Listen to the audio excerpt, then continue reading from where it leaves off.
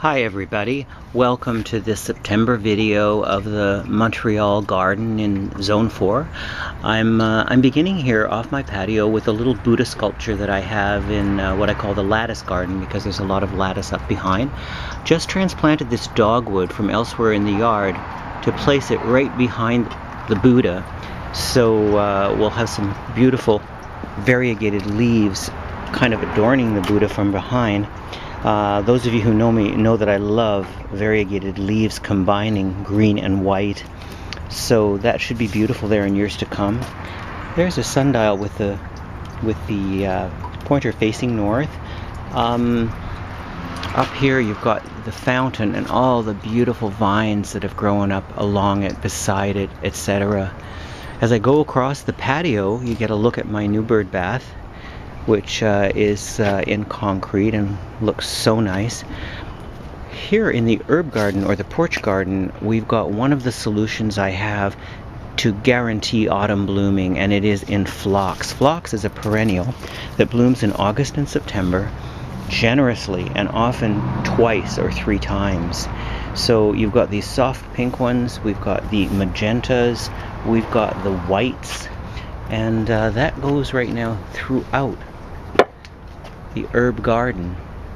And moving along past the composter to this fence here, I've come up with a nice solution for the fence. First of all, I get a privacy wall from all the foliage, and second of all, these morning glories, which I've kind of been creating a design over the years by regrowing them and cross-pollinating them.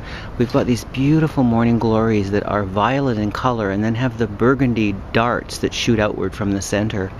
So if you want some late summer blooming, these morning glories are a great solution for that. Going along the back fence, I'm showing you now the arch at the extreme end of the garden.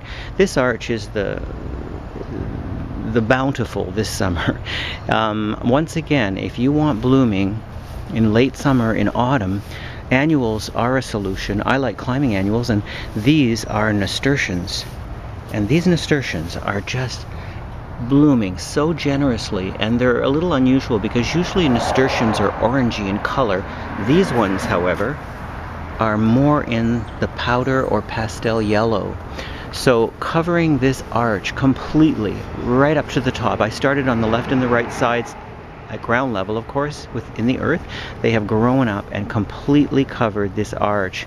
And today is September 11th, the anniversary of the World Trade Center attack, and so I dedicate to the victims and the families of the victims of 9/11 this beautiful kind of memorial, peaceful memorial. Nasturtiums are doubly a blessing because you can eat them. So when you run out of lettuce, you can just run out, pick a few leaves, wash them off, and put them in your sandwich. And the flowers and the leaves can be put into salads. So here is the Buddha under the arch with a prayer of peace. And as we proceed along the back garden, I'll show you that I've been transplanting impatiens out of pots into the back garden to give them that kind of like nice flowering. And again, impatiens, they will continue blooming September, October, right up until the frost. No problem whatsoever. Here in the just beside the gate, we've got more outstanding, generous blooming phlox, a kind of a lavender color and white. They are just spectacular in August for sure, and often going into September if you can get a second blooming out of them. You'll see here my bishop's goutweed has been cut back to nothing because the bishop's goutweed starts to turn kind of like a brown, as you see in these leaves here. You just either chop these bishop goutweed stems right down to the earth, an inch or two away from the earth, or this is what I've done here, or you just pinch off the tops and new foliage comes in.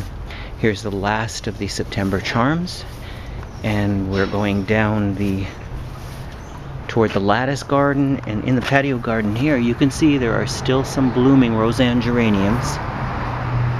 So now what I'd like to do is finish this video the way I began my very first spring video. I'm going up this flight of stairs at the back, To give you a different perspective, there's the composter and the morning glories, and that's the porch garden, shooting down to the arch and showing you the privacy wall I've created using Engelmann ivy.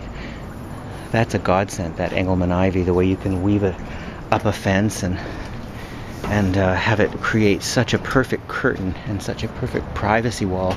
So here we are going up to the 3rd floor, and from almost the 3rd floor I'm going to shoot down and say there's the lattice garden, down the left bank, there's the back garden, there's the arch, and there's the morning glory wall.